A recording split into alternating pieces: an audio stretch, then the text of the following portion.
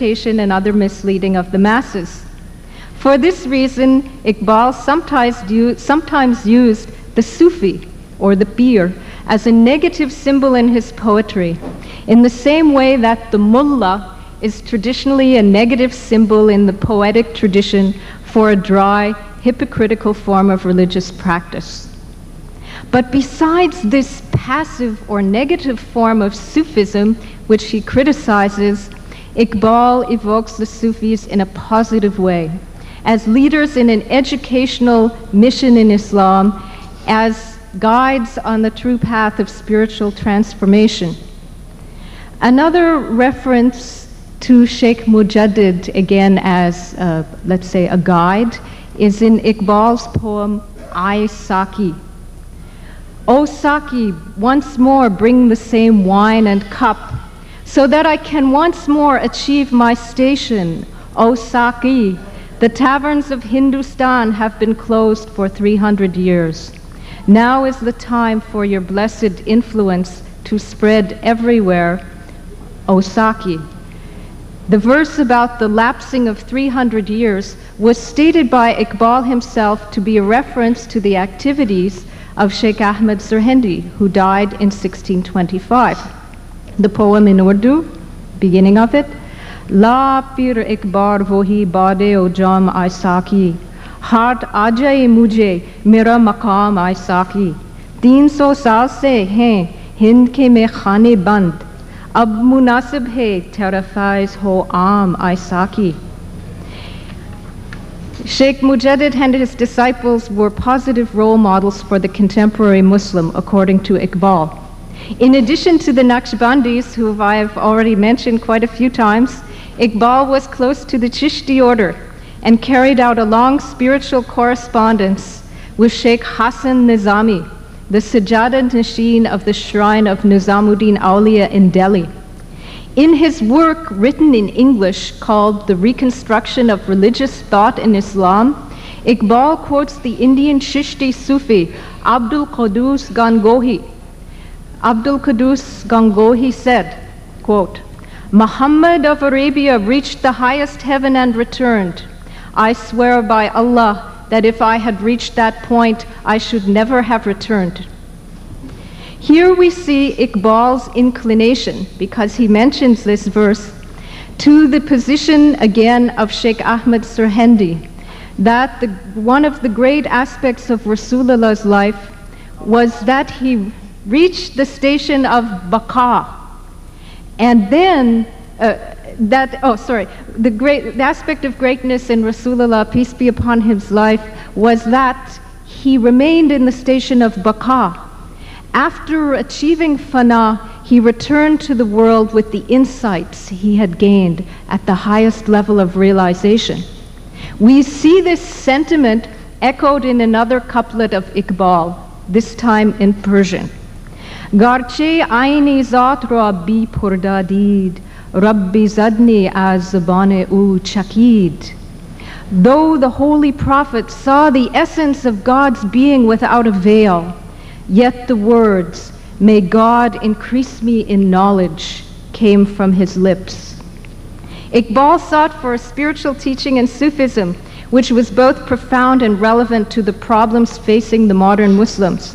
He lamented the decline of Muslim energy and political power in his poems Shikwa, Jawabi Shikwa, as well as his famous poem Mosque of Cordoba. Iqbal's thought has been studied by great Eastern and Western scholars. Among the well-known Western translators and experts were the Orientalists Nicholson and Arbery, the scholar Anna Marie Schimmel. In preparing this presentation, I made use of the original poems, but also benefited from their works and from two Urdu works, which I might mention if you're interested, valuable on this theme. One is called Iqbal or Muhabbat-e-Rasul by Muhammad Tahir Farooqi, and another one, Hazrat Mujaddid Alf-e-Sani or Dr. Muhammad Iqbal by Muhammad Masood Ahmed. Now I'd like to say a little bit more about the main theme, Iqbal and the love of the Holy Prophet, may peace be upon him. The Western writer Anna Marie Schimmel noted that there are two currents in Iqbal's thought about the Prophet. mystical veneration of him, and investigation into his life to show Muslims that they should live in harmony with his behavior and his way of life. While Iqbal remained devoted and preoccupied with the Prophet as a guide throughout his life, in his last days he especially longed to perform the pilgrimage and to have the honor of visiting the tomb of the Holy Prophet in Medina. He wrote in one of his final letters, "What other place is there left for sinners like me but the threshold of the Holy Prophet?" Unfortunately, he was unable to fulfill this dream, but his final collection of poems composed during this last period of his life is known as Armaghan-e Hijaz. One section of this work is entitled "In the Presence of the Holy Prophet." The person then of the Holy Prophet and devotion to him as a guide and a role model of Muslims figures prominently in Iqbal's poetry. Here are some well-known examples, and probably many of you are familiar with some of these examples. The first one, again, is some poetry from Jawab-e-Shikwa. Make sure I got the one. Okay, Bismillah. Aql hai tiri sipar, ishq hai shamshir tiri, miri darvish khilafat hai jahangir tiri, ma siwa Allah ke liye aag hai takbir tiri, tu Musliman ho to takdir hai tadbir tiri, ki Muhammad se wafa tune hum teri hai, ye jahan cheez hai kiya, lo wo kalam teri hai. Translation into English. Reason is your shield, love is your sword.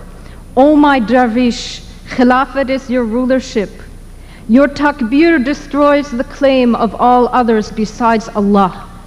You are a Muslim, so destiny is under your management. Be faithful to Muhammad, then we too belong to you.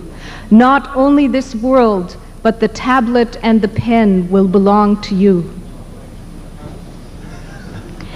Iqbal links the teachings of the Holy Prophet about the original sense of spiritual poverty or fakhr to the teachings of the Sufis.